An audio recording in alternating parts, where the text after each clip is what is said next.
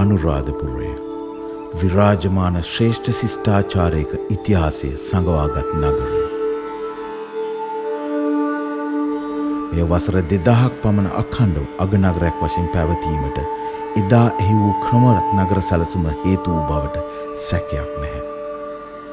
ක්‍රමානුකූලව ඉදිවුණු ගොඩනැගිලි, ලොකු කුඩා මංමාවත්, කානු හා ඊටම ගැලපෙන ජලාපවාහන රටාවක්, වැසිකිලි කැසිකිලි පවා මේ නගරයේ ක්‍රමවත්ව ඉදිවී තිබුණා.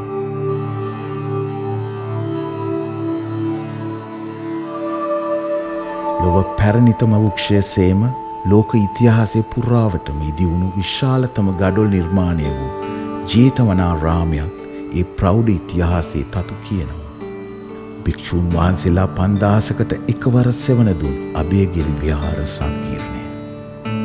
මේ ඉදිකිරීම් විමසීමේදී පෙනී යන්නේ සෑම සමාජ කොටසකගේම මූලික අවශ්‍යතා ගැන සේම කැලිකසල කළමනාකරණය ගැනත් මනා ලෙස සිතා සැලසුම් කර ඇති බවයි. මීට වසර 50කට පෙර මේ නව නගරේ බිහිවන්නේ එවන් සැලසුම් සහගත නගරයක නටබුන් මතයි.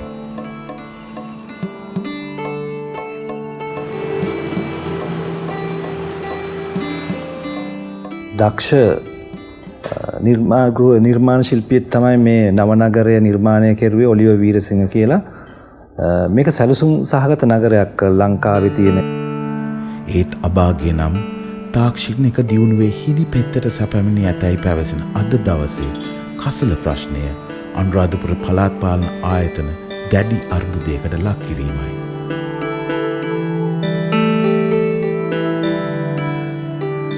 මේක සැලසුම් කරලා තියෙන්නේ ජනගහනය 9000කට. නමුත් දැන් ඒක 60000කට පමණ ආසන්න වෙලා තියෙනවා. නාගරීකරණය ශීඝ්‍රයෙන් වෙලා තියෙනවා.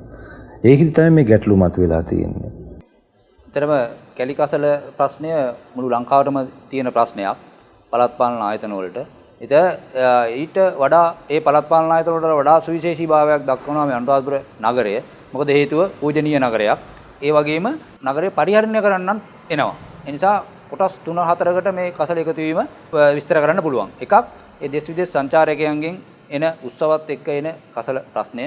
අනිත් එක නගරය පරිහරණය කරන්නන්ගෙන් එන ප්‍රශ්නය.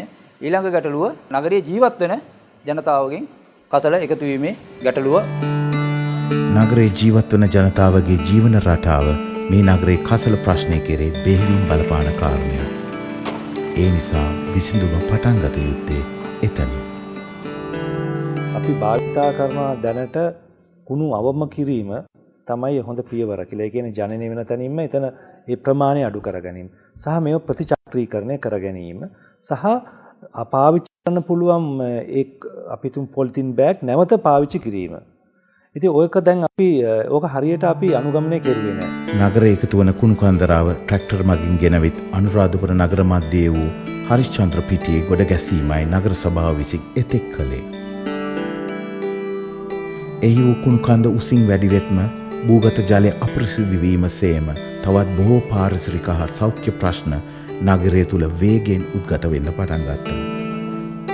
වෙනත් විකල්ප ක්‍රියාමාර්ගයක අවශ්‍යතාවය ඇති වුණේ ඒ නිසා.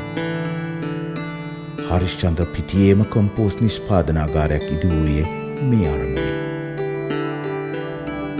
ඒත් ගැටලුව වන්නේ කම්පෝස්ට් නිෂ්පාදනය සඳහා යොදා ගන්නා කසල ප්‍රමාණයට වඩා දිනකට නගරයේ එකතු වන කසල ප්‍රමාණය කිහිප ගුණයකින් වැඩි වීමයි. මේ නිසා විවිධ පැතිවලින් විසඳුම් සොයමින් වැඩසටහන් ගණනාවක් ක්‍රියාත්මක කිරීමට නගර සභාව උනන්දු වුණා. කසල පාරට දාන්න එපා කියලා දැනුවත් කරාට ඒකට අපිට දෙන්න විකල්ප ක්‍රියාමාර්ගයක් තිබුණේ නැහැ. මොකද අපි ඒ ගෙවල් වලට මොකක් හරි ක්‍රමයක් අපි හඳුන්වා දෙන්න ඕන ඕගොල්ලෝගේ කසල මේ ක්‍රමයට බැහැර කරන්න කියලා.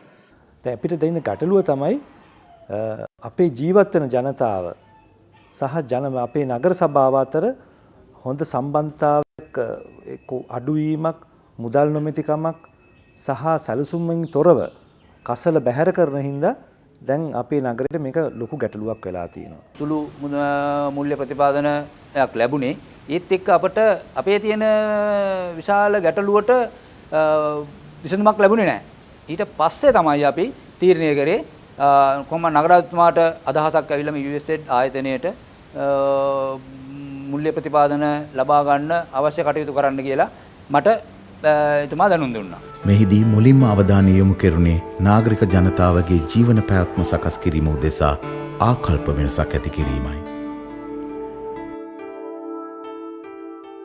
අපේ මූලික අරමුණ වෙලා තියෙන්නේ අපි මොන ආකාරයේ ව්‍යාපෘතියක් කරත් අපි ඒකෙදි උත්සාහ කරන්නේ හැම වෙලාවෙම ඒ ප්‍රදේශයේ වැඩ කරන රාජ්‍ය නොවන පෞද්ගලික ආයතනයන් ප්‍රදේශයේ ඉන්න ප්‍රජාව ඒ දෙගොල්ලන්ව සම්බන්ධ කරලා ඒගොල්ලොන් එකතු වෙලා යම්කිසි කාර්යයක් කිරීමට මූලික අවස්ථාව පාදලා දෙන එක තමයි. ඒ අනුව තමයි කලක සිටම අනුරාධපුර නගරයේ සමාජීය කටයුතු වලදී කැපී පෙනෙන කාර්යභාරයක් ඉටු කළ ප්‍රදේශම තරුණ තරුණියන්ගේ එකතුවක් වන ෆියුචර් පීස් සංවිධානය තෝරාගත්තේ. ඔවුන් මීට පෙරත් අනුරාධපුර නගර සභාව සමග එක්ව කටයුතු කොට තිබීම මෙහිදී වඩාත් පහසු වුණා. කඩදිහ, පවිත්‍රපුර, යස්සිරපුර කියන ගම්මාන තුනේ තමයි මේ ව්‍යාපෘතිය ක්‍රියාත්මක කරන්නට තෝරගෙන තියෙන්නේ. මේ ගම්මාන තුනේ ජනතාව මේ ව්‍යාපෘතිය සඳහා කොයි විදිහටද සූදානම් කරගන්නේ කියන කාරණය පිළිබඳව දැනුවත් කිරීම සඳහා සජීවී කාරකයන් හැටියටත් සම්බන්ධීකාරකවරුන් 3 දෙනෙක් හැටියටත් මේ දැනුවත් කිරීම වැඩසටහන සඳහා අපේ තරුණ ජාලයෙන් තරුණ නංගිලා මල්ලිලා තෝරගත්තා. ඒක පළවෙනි කාරණේ. දෙවෙනි කාරණේ මේක ප්‍රායෝගිකව කොහොමද මහ ජනතාවට මේ කැලිකසල ප්‍රශ්නේ විසඳා ගන්නට මේ කැලිකසල වලින් තියෙන හානිය මෙන්ම වාසිදායක පැත්ත කොහොමද කියන එක නාට්‍ය ස්වරූපයකින් කොහොමද මහ ජනතාවට දෙන්නේ කියන කාරණේ දෙවෙනි කාරණේ අපිට පැවරිච්ච එකක්. ඒ අනුව තමයි අපි අපේ තරුණ ජාලයේ නංගිලා මල්ලා එකතු වෙලා කැලිකසල පිළිබඳව මහ ජනතාව දැනුවත් කරන්නට වීදි නාට්‍යයක් ක්‍රියාත්මක කරලා තියෙන්නේ.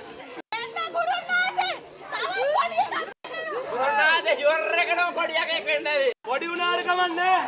උවත් අපි ගෙන්නලා බලමු. ගෙන්න මොකරනාද? දෙන්න